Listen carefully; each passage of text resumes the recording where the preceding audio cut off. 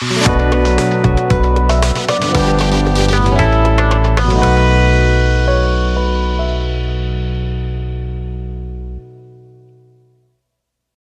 दृष्टि में आपका स्वागत है। आज का हमारा सेशन है हेड कांस्टेबल से संबंधित, क्योंकि हेड कांस्टेबल का जो एग्ज़ाम है वो 31 जुलाई को डिक्लेयर कर दिया गया है। तो इसी संबंध में हमने फिजिक्स का सेशन लिया है जो कि 40 नंबर का है। अगर सिलेबस की बात करें तो उसमें 40 नंबर का फिजिक्स और 40 नंबर का मैथ, 20 नंबर की इंग्लिश उसमें आने वाली है। तो उसमें से हमने एक सेशन लिया है फिजिक्स का जो कि 40 नंबर का आने वाला है। तो हमने सेशन के अंदर चैप्टर वाइज क्वेश्चन लिए हैं जो कि हम 7-8 चैप्टरों को 7-8 वीडियो में कवर कराने वाले हैं। तो हमारा चैप्टर 1 है कि यांत्रिक से संबंधित है, मैकेनिक्स। इसमें जो भी सुपर 30 क्वेश्चन बन सकते हैं हमने वो सभी लिए हैं। आइए शुरुआत करते हैं सेशन की और देखते हैं आज के सेशन का पहला प्रश्न। हर्ट्ज से क्या मापा जाता है? तरंगदैर्घ्य, तरंगों की स्पष्टता, तरंगों की तीव्रता या फिर तरंगों की आवृत्ति। तो हर्ट्ज से मापा क्या जाता है? तरंगों की आवृत्ति। तो फ्रीक्वेंसी किससे मापी जाती है? हर्ट्ज से। नेक्स्ट क्वेश्चन को देखते हैं। एसआई पद्धति में लेंस की क्षमता की इकाई क्या है? वॉट, डायोप्टर, ऑप्टर या फिर मीटर? तो इस प्रश्न का सही उत्तर हो जाएगा ऑप्शन बी, डायोप्टर। निकट दृष्टि या फिर दूर दृष्टि दोष हो जाता है तो उसकी जो क्षमता मापी जाती है वो किस में मापी जाती है? डायोप्टर में। तो जो लेंस की शक्ति की जो इकाई होती है वो क्या होती है? डायोप्टर। तो ऑप्शन बी इसका सही हो जाएगा। नेक्स्ट प्रश्न को देखते हैं। ध्वनि की तीव्रता मापने की इकाई क्या है? तो ध्वनि की जो तीव्रता मापी जाती है वो किस चीज में मापी जाती है? डेसिबल में। एम्पियर, समुद्री मील, डेसिबल। तो ऑप्शन डी इसका सही हो जाएगा, डेसिबल। तो ध्वनि की तीव्रता मापने के लिए किस यूनिट का उपयोग करते हैं? डेसिबल का। ठीक है, यूनिट से संबंधित एक क्वेश्चन जरूर आएगा। तो जितने भी यूनिट्स हैं आपको लगभग 10 से 12 यूनिट्स आपको याद होनी चाहिए। नेक्स्ट क्वेश्चन को देखते हैं। निम्नलिखित में कौन सी एक सदिश राशि है? संवेग, दाब, ऊर्जा या फिर कार्य? तो इस प्रश्न का सही उत्तर हो जाएगा ऑप्शन ए, संवेग। तो संवेग एक क्या है? सदिश राशि। आपको सदिश और अदिश के बारे में पता होना चाहिए। आखिरकार सदिश अदिश होता क्या है? देखिए, अदिश राशि की अगर हम बात करें, अदिश राशि वह राशि होती है जिसमें भौतिक राशि जिनमें केवल परिणाम तो होता है लेकिन दिशा नहीं होती, उसे क्या बोलते हैं? अदिश राशि। उसको बोलते हैं अदिश राशि। अगर हम इसके एग्जाम्पल की बात करें, जैसे द्रव्यमान हुआ, चाल, आयतन, कार्य, समय, ये सभी एक ऐसी राशियां हैं जिनमें केवल परिणाम तो होता है लेकिन इनमें दिशा बिल्कुल भी नहीं होती। तो इनको हम क्या बोलते हैं? अदिश राशियां। आइए बात करते हैं हम सदिश राशि की। सदिश राशि होती क्या है? वह भौतिक राशि जिनमें परिणाम के साथ साथ दिशा भी होती है, जबकि अदिश राशि में ऐसा नहीं होता, उसमें ओनली परिणाम होता है, उसमें दिशा नहीं होती। लेकिन सदिश में क्या होता है? जिनमें परिणाम के साथ साथ दिशा भी होती है, उनको क्या बोलते हैं? सदिश राशि। जैसे अगर हम इनके एग्जाम्पल की बात करें, वेग हो गया, विस्थापन, बल हो गया और त्वरण आदि इसके एग्जाम्पल हैं जिसमें परिणाम तो होता है और साथ साथ इसमें दिशा भी होती है। मतलब ये फिक्स होती है कि भाई ये दिशा यहाँ तक फिक्स रहने वाली है, इस वजह से सदिश बोलते हैं। नेक्स्ट क्वेश्चन को देखते हैं। यदि किसी चलती हुई वस्तु के वेग को 2 गुना कर दिया जाए तो उसका या फिर उसकी त्वरण 2 गुना हो जाता है, गतिज ऊर्जा 2 गुनी हो जाती है या फिर गतिज ऊर्जा 4 गुनी हो जाती है या फिर भार 2 गुना हो जाता है। तो इस प्रश्न का सही उत्तर हो जाएगा ऑप्शन सी, गतिज ऊर्जा 4 गुनी हो जाती है। तो यदि किसी चलती हुई वस्तु के वेग को 2 गुना कर दिया जाए तो उसकी गतिज ऊर्जा में 4 गुना वृद्धि हो जाती है। तो ऑप्शन बी इसका, ऑप्शन सी सही हो जाएगा। क्वेश्चन नंबर 5 का ऑप्शन सी सही हो जाएगा। नेक्स्ट क्वेश्चन को देखते हैं। बल की परिभाषा आती है न्यूटन के गति के पहले नियम से, दूसरे नियम से, या फिर तीसरे नियम से, या फिर गुरुत्वाकर्षण नियम से। तो बल की परिभाषा जो हमें प्राप्त होती है वह किससे प्राप्त होती है? गति के पहले नियम से। तो ऑप्शन ए इसका सही हो जाएगा। नेक्स्ट क्वेश्चन को देखते हैं। रॉकेट के किस सिद्धांत पर कार्य करता है? न्यूटन का प्रथम नियम, न्यूटन का द्वितीय नियम, या फिर आक्रमणिक का सिद्धांत? तो इस प्रश्न का सही उत्तर हो जाएगा ऑप्शन ए, न्यूटन का तृतीय नियम। तो रॉकेट किस सिद्धांत पर कार्य करता है? न्यूटन के तृतीय नियम के। और न्यूटन का तृतीय नियम आखिरकार है क्या? आइए बात करते हैं हम न्यूटन के तृतीय नियम को। प्रत्येक क्रिया के बराबर परंतु विपरीत दिशा में प्रतिक्रिया होती है। तो इस नियम के अंतर्गत क्या होता है? क्रिया के बराबर प्रतिक्रिया होती है इसमें। अगर हम इसके एग्जाम्पल की बात करें तो जैसे बंदूक से गोली चलाने पर पीछे की ओर धक्का लगना, रॉकेट को उड़ाने में न्यूटन का तृतीय नियम ही लगता है। तो नेक्स्ट क्वेश्चन को देखते हैं। सड़क पर चलने की अपेक्षा बर्फ पर चलना कठिन होता है क्योंकि बर्फ सड़क से सख्त होती है। सड़क बर्फ से सख्त होती है, या फिर बर्फ कोई प्रतिक्रिया व्यक्त नहीं करती है, या फिर बर्फ में सड़क की अपेक्षा घर्षण कम होता है। तो इस प्रश्न का सही उत्तर हो जाएगा ऑप्शन डी, बर्फ में सड़क की अपेक्षा घर्षण कम होता है जिस कारण बर्फ पर चलना कठिन होता है। तो क्वेश्चन नंबर 8 का ऑप्शन डी सही हो जाएगा। नेक्स्ट प्रश्न को देखते हैं। किस तापमान पर जल का घनत्व अधिकतम होता है? 0 डिग्री, 1 डिग्री सेल्सियस, या फिर 2 डिग्री सेल्सियस, या फिर 4 डिग्री सेल्सियस? तो जल का जो अधिकतम घनत्व होता है किस तापमान पर होता है? 4 डिग्री सेल्सियस। ऑप्शन डी इसका सही हो जाएगा। नेक्स्ट क्वेश्चन को देखते हैं। साबुन के बुलबुले के अंदर का दाब वायुमंडलीय दाब से अधिक होता है, वायुमंडलीय दाब से कम होता है, या फिर वायुमंडलीय दाब के ही बराबर होता है, या फिर वायुमंडलीय दाब का आधा होता है? तो इस प्रश्न का सही उत्तर हो जाएगा ऑप्शन ए, वायुमंडलीय दाब से अधिक। तो साबुन के जो बुलबुले के जो अंदर का जो प्रेशर होगा वह क्या होता है कि वायुमंडलीय दाब से अधिक होता है। तो क्वेश्चन नंबर 10 का ऑप्शन ए सही हो जाएगा। नेक्स्ट प्रश्न को देखते हैं। जब बैरोमीटर का पारा अचानक गिर जाए तो यह किस बात का घोतक होता है? यानी कि यह किस बात का संकेत देता है कि गर्म मौसम होने वाला है, या फिर सर्द मौसम होने वाला है, या फिर आंधी या झंझनावत की संभावना है, या फिर शुष्क मौसम रहने वाला है? तो इस प्रश्न का सही उत्तर हो जाएगा ऑप्शन सी, आंधी या झंझावत की संभावना।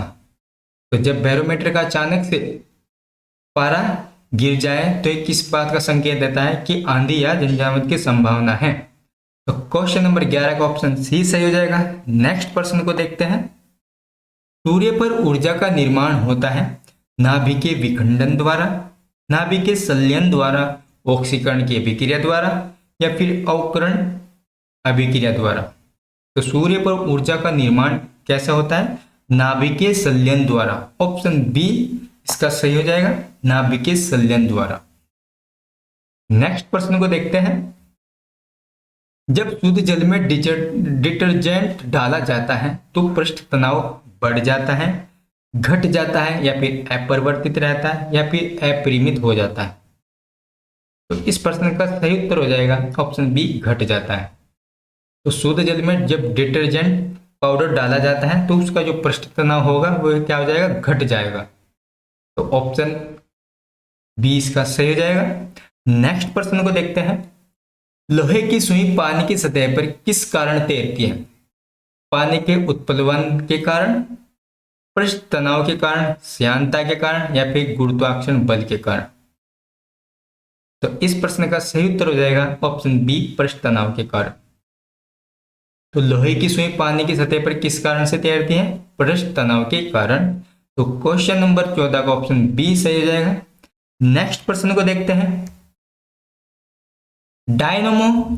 डायनमो इसमें परिवर्तित करता है यांत्रिक ऊर्जा को चुंबकीय ऊर्जा में, यांत्रिक ऊर्जा को विद्युत ऊर्जा में, या फिर विद्युत ऊर्जा को यांत्रिक ऊर्जा में, या फिर इनमें से कोई नहीं।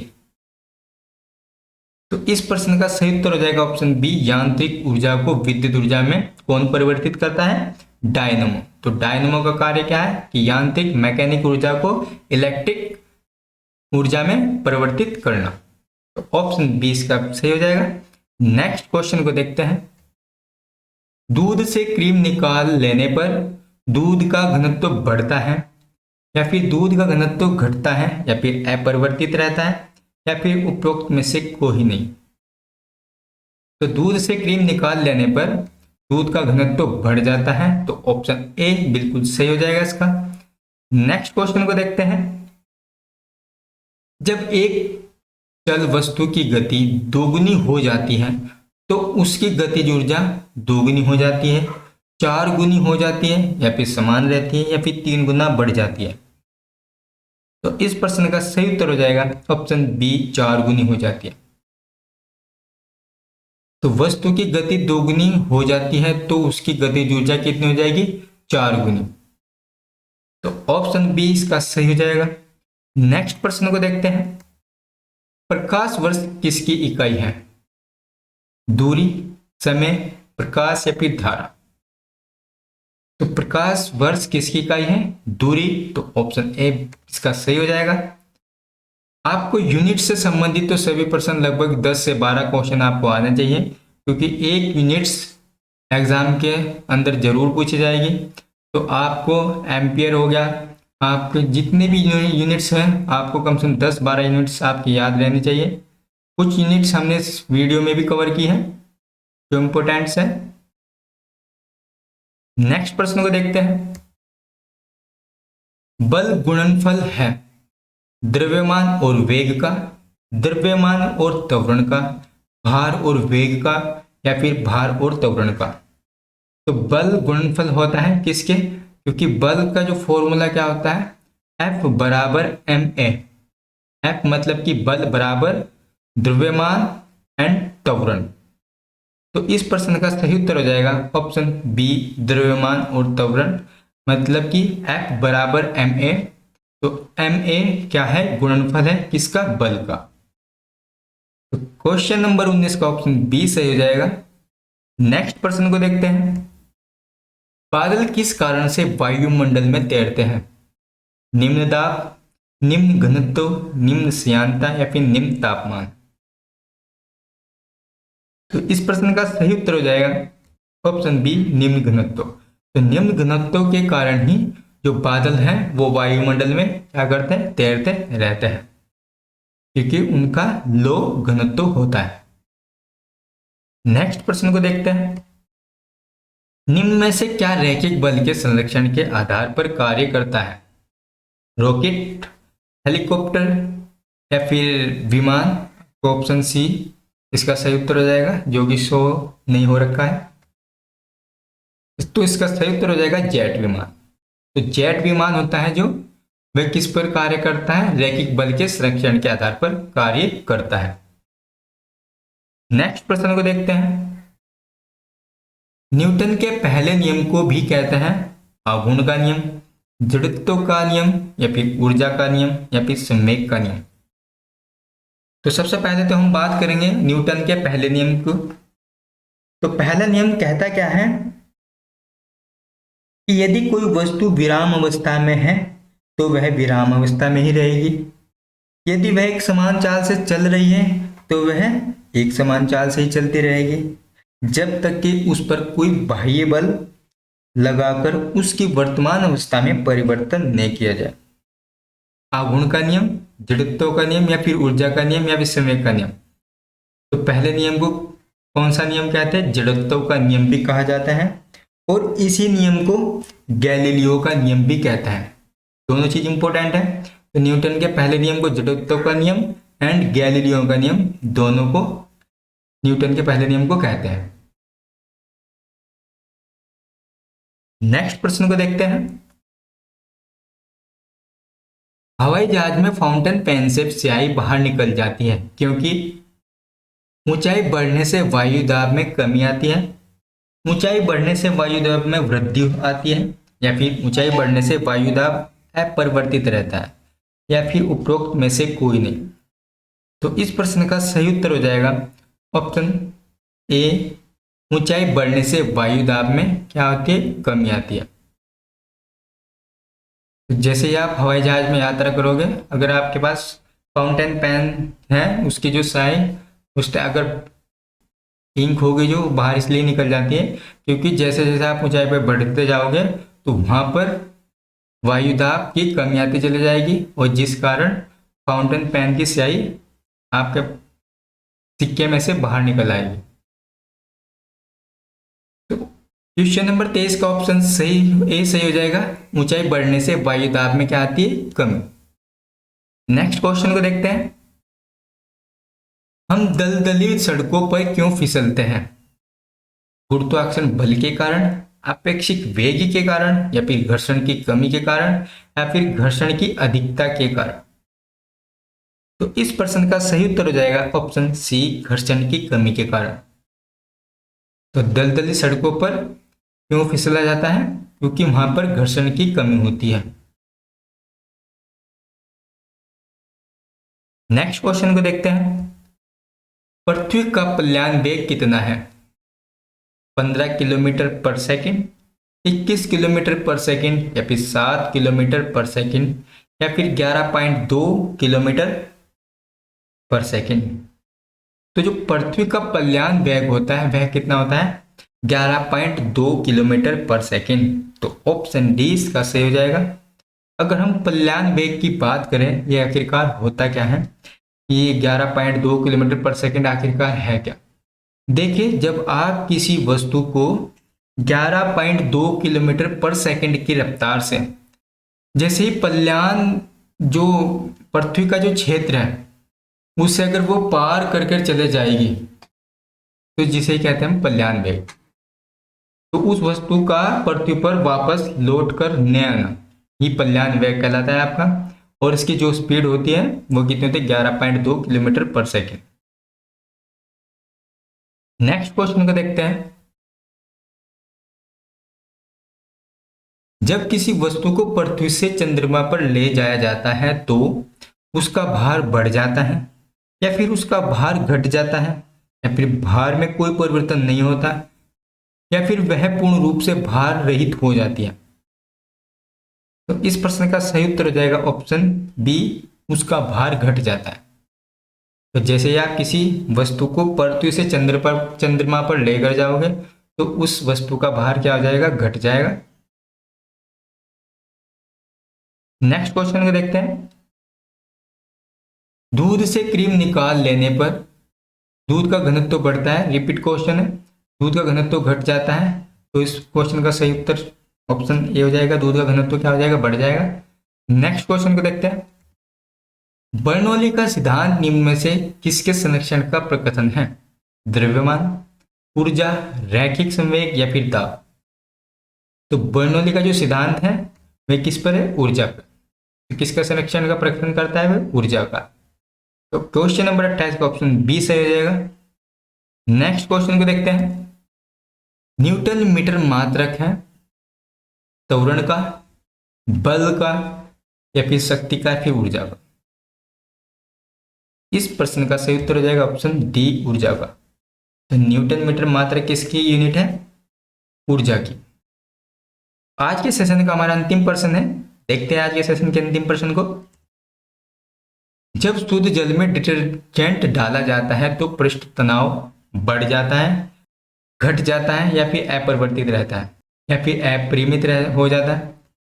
तो इस प्रश्न का सही उत्तर हो जाएगा ऑप्शन बी, घट जाएगा। तो उसका क्या पृष्ठ तनाव क्या हो जाएगा? घट जाएगा। तो उत्तराखंड डिस्ट्रिक्ट का आपको यह सेशन अच्छा लगा है तो उत्तराखंड दृष्टि चैनल को आप लाइक एंड सब्सक्राइब जरूर कीजिए।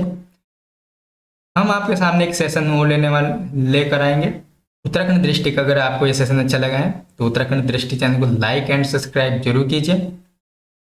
यह सेशन हमारा यांत्रिक चैप्टर से संबंधित था, जिसमें हमने सुपर 30 क्वेश्चन को लिया है, जो कि हेड कांस्टेबल के दृष्टि से बहुत ही महत्वपूर्ण है।